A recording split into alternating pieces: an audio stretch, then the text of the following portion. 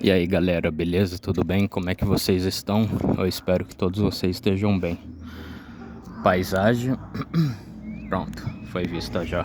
Enfim, retomando o assunto, eu, eu fiz o vídeo falando sobre o assunto, o tema que eu quero discorrer com vocês, né?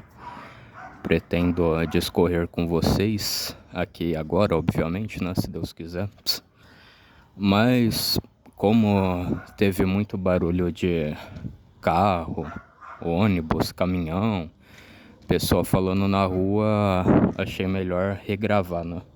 Refazer esse vídeo. A paisagem até que saiu legal, né? Tipo a natureza, a faculdade. Que mais? As árvores, não sei o que, né? Mais, né? Mas como eu acho que não saiu legal, né? O som de fundo, a barulhada, né? Então estou resolvendo regravar esse vídeo, né? Que eu já tinha feito. Bom, e também aí os barulhos dos cachorrinhos aí da vizinha, né? Não sei se saiu, mas se saiu é por causa disso, né? Então, enfim, voltando ao assunto, como posso explicar? Primeiramente, o que aconteceu, a Carmen Lúcia do STF Supremo, Tribunal Federal, parece que ela que encabeçou essa merda de acabar com o sigilo bancário, né? Então tudo que você gasta, tudo que você consome, tudo vai ser fiscalizado pelo governo, né? Você não vai ter privacidade de nada e você não tem mais privacidade nenhuma, né? Bom, e também aquilo que eu tanto falei, não é? O Brasil, aliás, vários vídeos eu fiz criticando esse tipo de situação. Aqui no Brasil, se você tiver um centavo lá no banco, um centavo furado, o banco já quer te cobrar pelo fato de você ter uma conta ativa no banco, né? Isso daí é um cúmulo. Porque se, sei lá, se fosse um conjunto de joias, de esmeralda, de diamante, se você tivesse 1 tonelada de ouro, ouro maciço de 24 quilates, até aí tudo bem do banco falar, não, realmente a gente precisa gastar com a segurança, com a manutenção da segurança que está no cofre do banco, não sei o que, mas se você não tem nada, se você tiver um centavo, eu queria saber, né, qual é a grande vantagem do ladrão, né? Do ladrão de banco. Ele vai lá, vai abrir o banco lá com a britadeira, né? Acho que é com uma britadeira que ele vai abrir. Nossa, pegou um centavo. Nossa, tá podre de rico o ladrão, né? Tá podre de rico o bandido. Tirou a sorte mais sortuda que ele poderia tirar, né? Então basicamente é isso. Não sei, tá lá o banco, o cofre do banco tá lá com a luz acesa, apaga a luz do cofre, não sei, né? E se não tiver nada, pior ainda, né? Aí que o banco não deveria cobrar essas atrocidades como ele cobra, né? Aliás, nada ele deveria cobrar, né? Caso a pessoa não tenha nada de valor dentro dele, né? Mas enfim, né? Então é só no Brasil que acontece esse tipo de coisa, né? E agora, o governo sabendo quanto que você tem, quanto você deixa de ter, simplesmente o governo pode falar, você teve 10% a mais de lucro, né? Então a gente vai pegar R$ 1 seu, né? Pegou R$ 1 seu, pegou R$ 1 de todo mundo e é isso, né? E é o Estado crescendo e eles mamando mais ainda no dinheiro dos nossos impostos, né? E é claro, né? O governo nunca devolveu o dinheiro de imposto, né? Retribuindo, fazendo alguma grande obra de infraestrutura, não sei o quê. Assistencialismo, basicamente, ele deixa no mínimo, né? Para a pessoa nem conseguir subir muito de vida, investir, fazer alguma coisa empresarial, lucrar, para nunca mais depender dele, né? Do governo e também para não deixar a pessoa tão pobre e não assistida, né? Não assistencializada, porque aí, né? Aí o povo e o mundo mais ainda vê a podridão, né? Que é o assistencialismo que eles fazem, né? De querer dar o mínimo do mínimo para a pessoa só conseguir sobreviver, né? E não viver direito, né? Então, eu acho que é engraçado é isso, né? O STF, ele pensa basicamente que todos os brasileiros são otários, né? De achar que a gente não vai ter mais privacidade, isso daí vai ser uma porta de entrada para aumentar mais ainda os impostos do jeito que esse desgoverno está fazendo, né? Sobretaxando tudo, o taxade, né? E colocando imposto em tudo, né? Então eles devem ser muito otários ao ponto de achar que o brasileiro é bobo, de achar que eles vão retribuir, né? Vão devolver, né? O Pacto Federativo, os estados são obrigados a mandar para a União e até indo para a União vai dissipando esse dinheiro, dissipando. E daí quando talvez a União vai retribuir, né? Vai repassar o dinheiro, a União basicamente não repassa nada, né? Então isso que acontece. Mas talvez o que eu acho pior é algumas pessoas no Brasil ainda falar que o Estado tem que investir em bem-estar social. Brincou uma pessoa dessa, né? Nem a estrutura que o Brasil tem, os nossos governadores, a nossa estrutura de governo, que já é muito de assistencialismo, já não faz isso. Imagine o governo ter que investir em bem-estar social, né? Aí que vai ser a festa da uva mesmo, né? Então, mas enfim, né? Enfim, então só situando isso daí. Bom, agora que eu falei essa triste notícia aí do STF, né? Eu acho que também uma das maneiras da gente tirar e não ser pego de supetão, né? De perder tudo, é a gente criar uma conta corrente em outro país, né?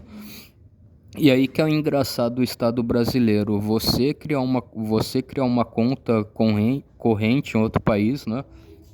Para você ainda ter uma graninha, um pé de meia, né? Se é uma emergência, você precisa do dinheiro urgente, tem como você sacar, né? Sem ter a sua privacidade violada, né? Ou se você mesmo quer colher, né, algum bom fruto, né? Comprar alguma coisa que vai te dar conforto, que vai dar uma qualidade de vida melhor, né? Não sei, um carro, uma moto, o governo já acha que não, né? Que tá violando a soberania, né? Quer dizer, os partidos fazendo uma coligação supranacional, internacional, via o Foro de São Paulo, né? Como alguns fazem, aí não é uma violação da soberania brasileira, não é um crime eleitoral, não é um crime partidário, né?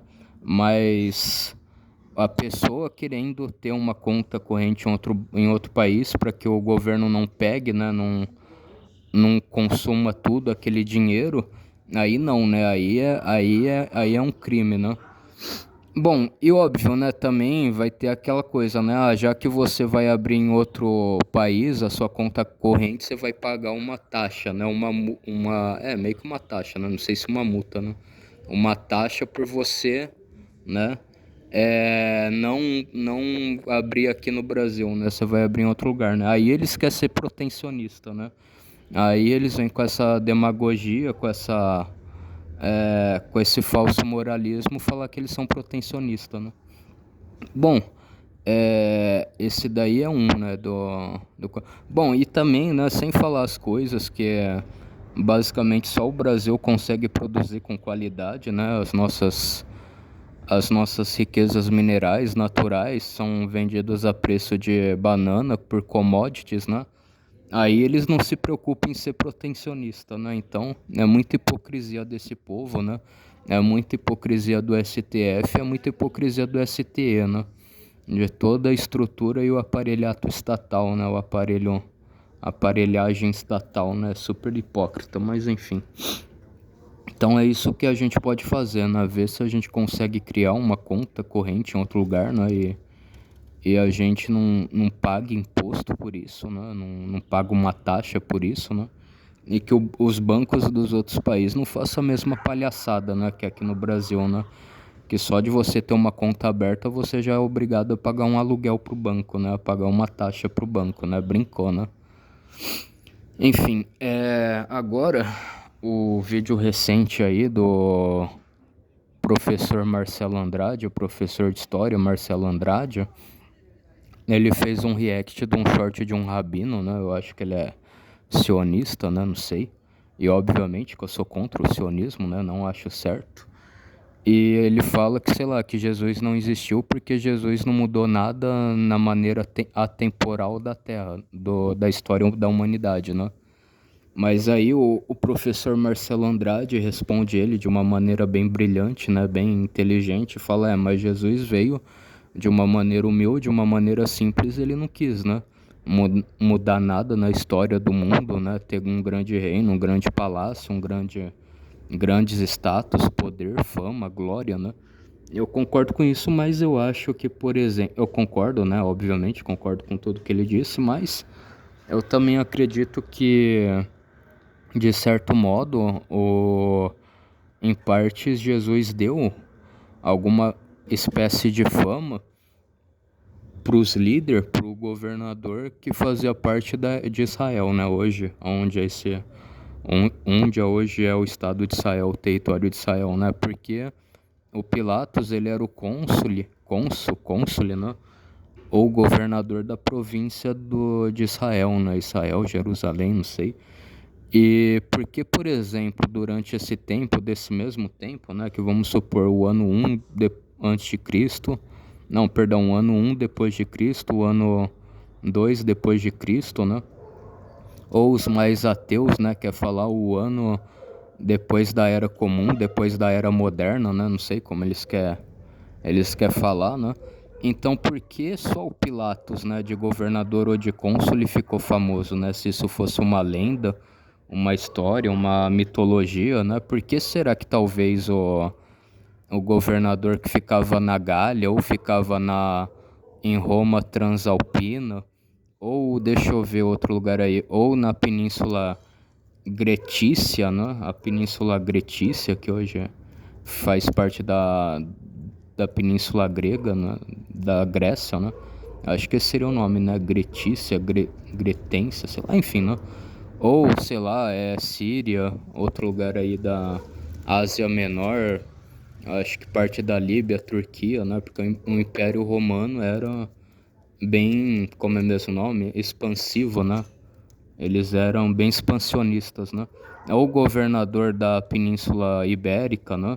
Enfim, você tem um monte de lugar aí que tinha governador, né? Governador, cônsule, né? Que administrava as relações públicas entre Roma e os outros povos, né? Entre os demais povos e... Isso daí é a minha cachorra me mordendo. Não me deixa em paz, nem para gravar um vídeo. Mas enfim, como posso explicar?